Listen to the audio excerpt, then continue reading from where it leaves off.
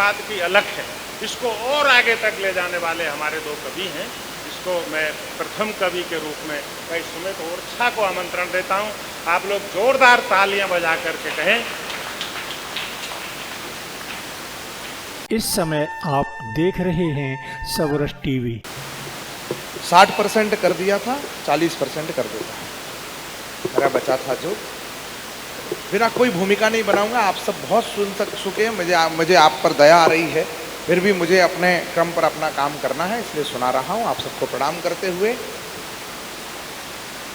कि रहने वाले ग्रीक अंद्रा के अंदर भी लड़ जाते हैं। संख्या बल से भारत को असंतुलित करने की कोशिश है। बरेली की घटना आपने देखी है, मैं 4 पंक्तियां पढ़ रहा हूं। बाबा तुलसी से अकबर ने कहा कि हमारे दरबार के मनसबदार बन जाओ, तो बाबा तुलसी ने एक दोहा लिखा था कि हम चाकर रघुवीर के लिखो पटो दरबार, तुलसी अब क्या होएंगे नर के मनसबदार। तो गिरफ्तार कर लिया, बाबा को 24 घंटे में रिहा करना पड़ा। किसने करवाया था ये आपको चौथी पंक्ति में पता चलेगा। मैं 4 पंक्तियां निवेदन करता है। रहने वाले ग्रीक अंद्रा के अंदर भी लड़ जाते हैं। भैया जैसा साफ था इसको वैसा कर दो, जैसे पहला था। रहने वाले ग्रीक अंद्रा के अंदर भी लड़ जाते हैं, आतुर होकर ये धरती और अंबर भी लड़ जाते हैं। संख्या बल पर धर्म मिटाने के मंसूबे काले सुन, यहां धर्म की रक्षा हेतु बंदर भी लड़ जाते हैं। जिस लोक में जन्मोगे उस लोक में मर जाओगे, शोक का कारण बनोगे शोक में मर जाओगे। प्रकृति का भी कायदा है, उसका भी कुछ न्याय है, थोक में जन्मोगे तो फिर। धर्म वही है जिसको धारण करके जीना होता है, सौम्य सुधा को श्रद्धा से जीवन भर पीना होता है। ऐसा पढ़ मैं रहा हूं, आप उनको देख रहा हूं, वो ज्यादा सुंदर है क्या मुझसे? आपसे ही कह रहा हूं। धर्म वही है जिसको धारण करके जीना होता है, सौम्य सुधा को श्रद्धा से जीवन भर पीना होता है। विरोधी और विधर्मी तो अपमान हमारा कम करते हैं, सर्वाधिक नुकसान धर्म का सच कहता हूं हम करते हैं। पाश्चात्य की चकाचौंध में बेसुध होकर खो जाते हैं, नियम धर्म के सभी त्याग कर स्वयं विधर्मी हो जाते हैं। जिस धारा से निकले हैं उसके बिंदु हो जाएंगे, अगर हम हिंदू हो जाएं तो फिर सब हिंदू हो जाएंगे।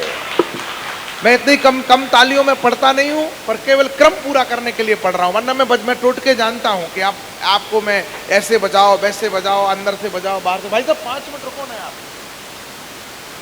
मेरे से होता नहीं है, वरना मैं कर देता, मेरे से ऐसे नहीं होता।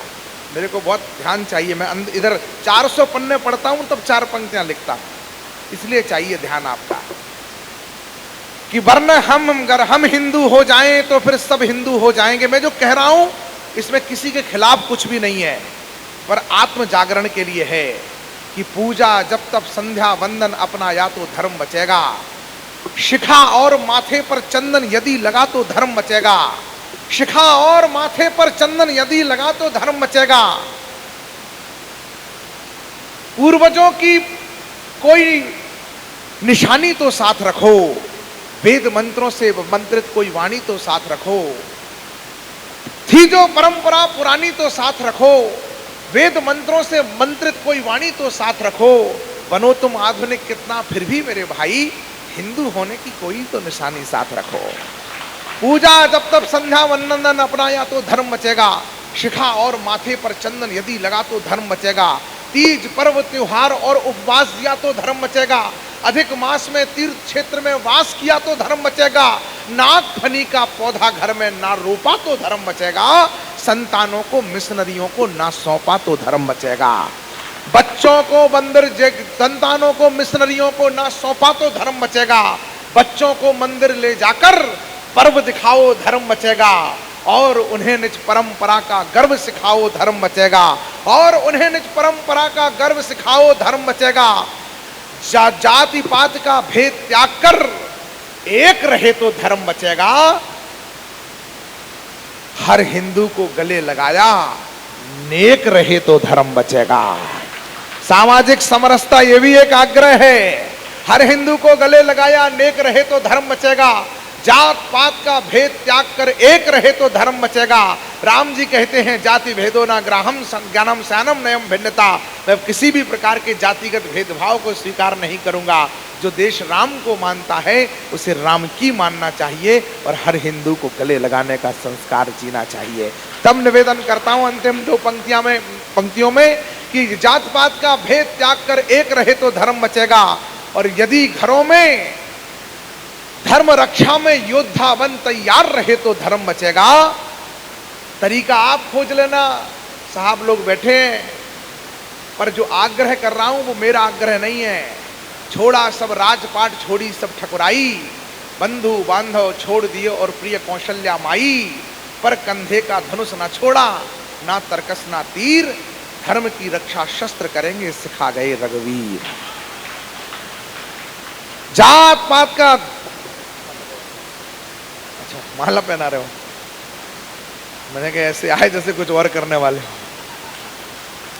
देखो अच्छा करूं तो ठीक है, बुरा करूं तो ये सुरेंद्र सार्थक जी ने बुलाया है, इनसे ही निपटना, मेरे से कुछ मत कहना आप। यदि घरों धर्म रक्षा में योद्धा बन तैयार रहे तो धर्म बचेगा, यदि घरों में अस्त्र शस्त्र हथियार रहे तो धर्म बचेगा। यदि घरों में अस्त्र शस्त्र, क्योंकि वो काटना सिखा रहे हैं, हम सीना सिखा रहे हैं, वो मरना सिखा रहे हैं, हम जीना सिखा रहे हैं। अस्तु सठे साठ्यम समाचरित का पाठ हमें भी पढ़ाना होगा। जिहाद का प्रतिकार ही धर्म युद्ध है, ये बताना होगा। उन्हें अगर हूर नूर का लालच है तो हमें भी महादेव का आशीष आकंठ मिलता है। किसी को जिहाद पर मरने से अगर जन्नत मिलती है तो हमें भी धर्म पर मरने से वैकुंठ मिलता है। किसी के निशाने पर फिर गाय गौरी और गंगा नहीं होंगे, आसमान में लहराएंगे कदमों में तिरंगा नहीं होंगे। सब धर्मों सब मजहबों का सम्मान, पर संगठित और शक्तिशाली बनो, किसी का अपमान नहीं। हम तो कहते भी हैं परिधानों के रंग अलग पर चरखे तो हैं एक हमारे, हाँ पूजा के ढंग अलग पर पुरखे तो हैं एक हमारे। हमें ज्ञात है भटक गए थे आक्रमणों की आंधी में, पर अब लौट चलो अपने घर नई मिली आजादी में। पर अब लौट चलो अपने घर नहीं मिली आजादी में। बोले भैया इससे क्या होगा? मैंने कहा हमें कोई फर्क नहीं पड़ेगा, कब्रों में दबी न जल सकी चिताओं को अच्छा लगेगा। लौट आओ तुम्हारे पूर्वज पिताओं को अच्छा लगेगा। क्योंकि किसी भी धर्म की लेकर के शिक्षा से, मैंने विधायक जी कहा मैं 400 पन्ने पढ़ता हूं तब 4 पंक्तियां लिखता हूं। किसी भी जो कह रहा हूं तथ्य की कसौटी पर कह रहा हूं कि किसी भी धर्म की लेकर के शिक्षा से नहीं बना था, प्रश्न से बना था, वो परीक्षा से नहीं बना था, तलवारों की नोक पर उसे कुचला गया था। कोई भी मलेच्छ अपनी इच्छा से नहीं बना था, कोई भी मलेच्छ अपनी इच्छा से नहीं बना था। तब निवेदन करना चाहता हूं कि जाति पात का भेद त्याग कर एक रहे तो धर्म बचेगा। जात पात का भेद त्याग कर एक रहे। वैसे तो इस सृष्टि में दिनमान से बढ़कर कोई नहीं, पर दिनकर भी कहते हैं हनुमान से बढ़कर कोई नहीं। और Hanuman Sabras TV YouTube channel को सब्सक्राइब करें।